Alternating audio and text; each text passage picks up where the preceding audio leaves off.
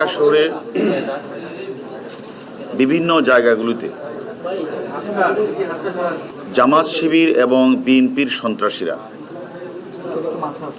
কোঠা বিরোধী আন্দোলনকে ঘিরে কোমলমতি ছাত্রদেরকে ব্যবহার করে তারা ঢাকা শহরের বিভিন্ন এলাকাগুলিতে তারা যেভাবে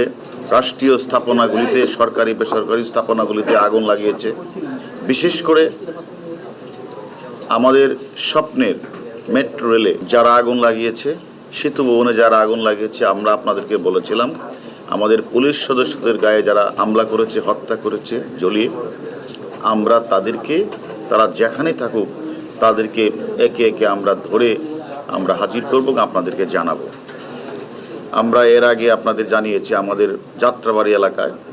আমাদের পুলিশ সদস্যকে জ্বলিয়ে যারা হত্যা করেছে তার অনেককে আমরা গ্রেপ্তার করেছি, অনেকের নাম পেয়েছি, আপনারা জানেন।